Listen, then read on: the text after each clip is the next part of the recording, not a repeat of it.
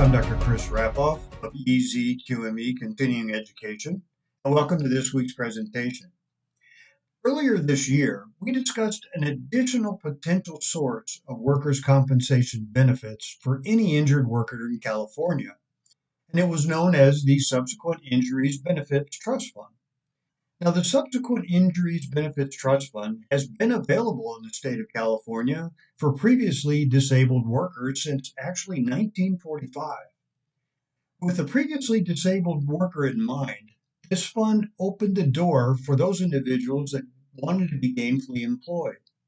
Now, today I'll share with you some recently released information about the SIBTF that will be enlightening and possibly a bit astounding.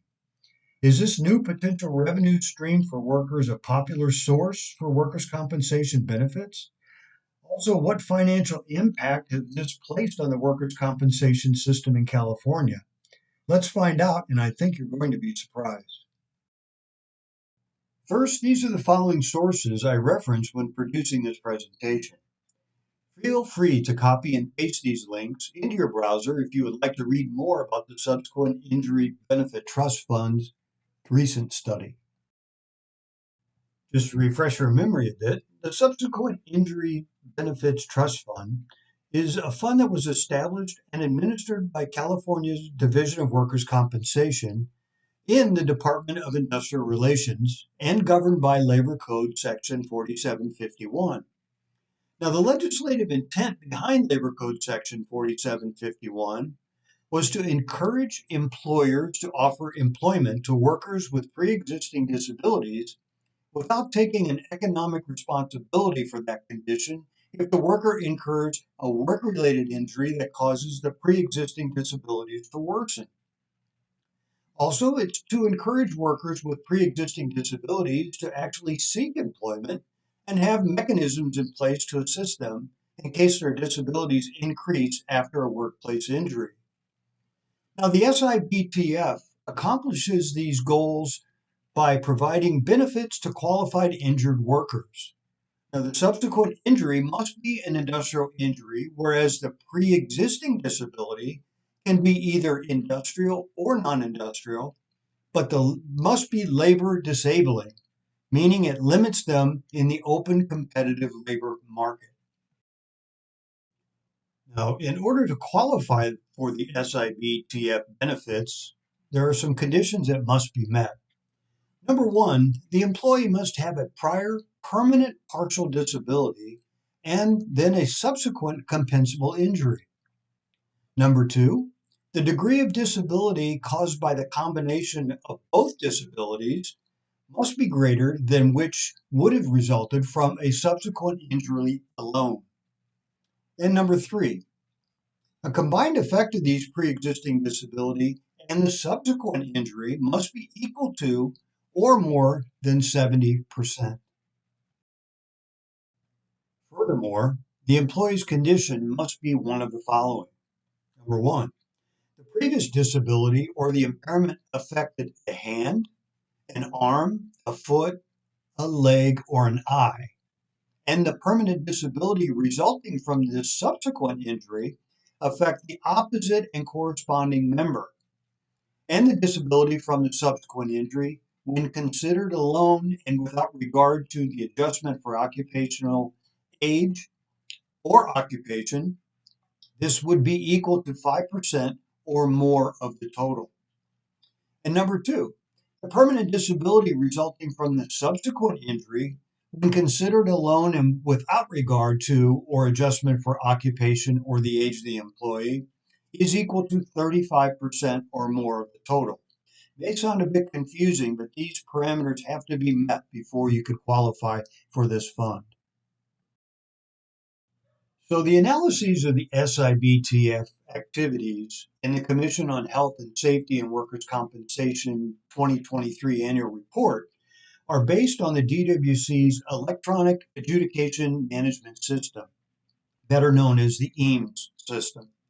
Now, the EAMS provides the SIBTF business analytics, and it maintains document processing for workflows supporting the judicial review process, updates classifications for the participants to match the current needs, and expands document processing for the SIBTF.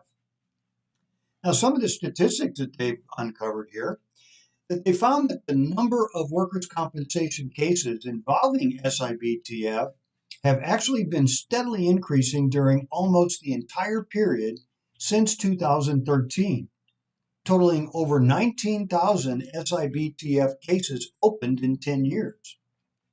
Now, from 2013-14 to 2021-22, the number of SIBTF cases opened almost quadrupled before decreasing by 11% from 21 to 22. Over a period, same period, 5,536 cases, or 29% of those cases opened, were actually closed.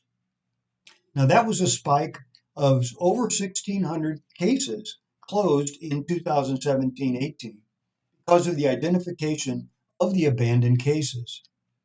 Now, from 2013-14 to 21-22, not only did the number of the SIBTF open cases almost quadruple, but the SIBTF costs increased by a staggering 7 times. Now, just what do those increases in costs and payouts come to?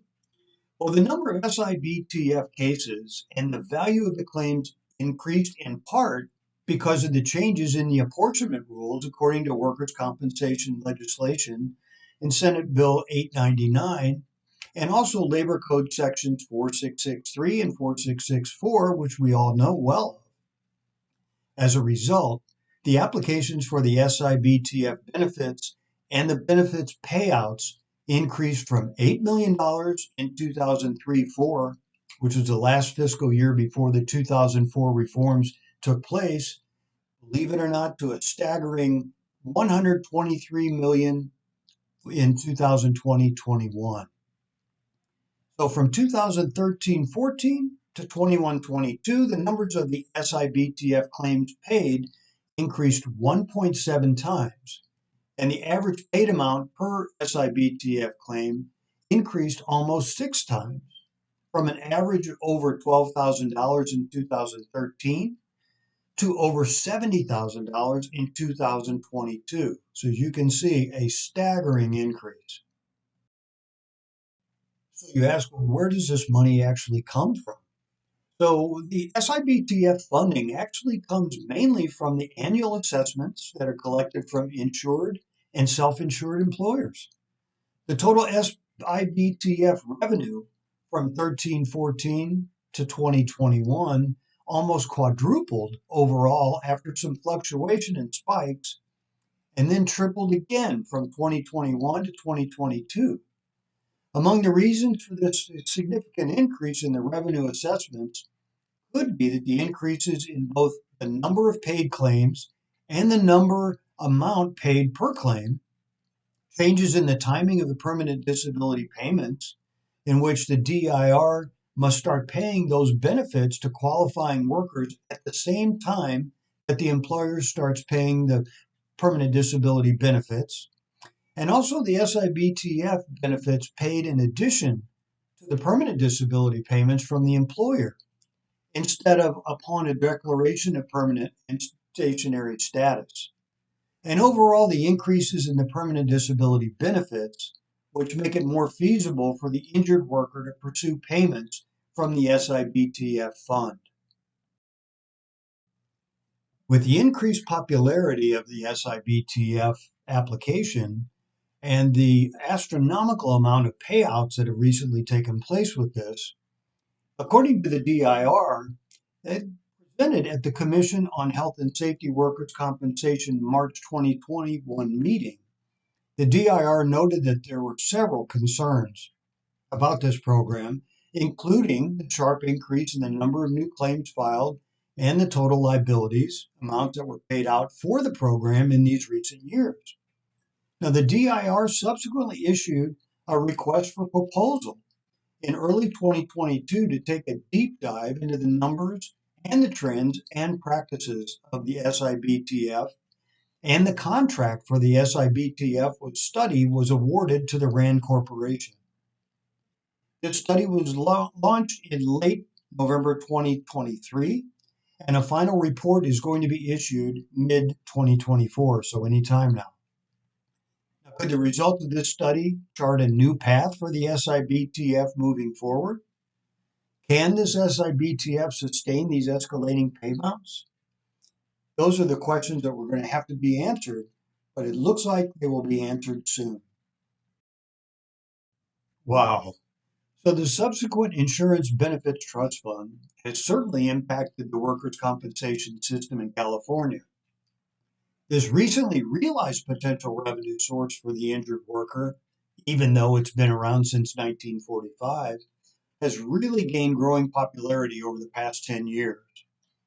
However, based on the recent study published by the Commission on Health and Safety and Workers' Compensation, the study exposed just how popular this fund has become and also discussed the increasing financial impact that the fund has placed on the workers' compensation system. Now, can these skyrocketing payouts continue?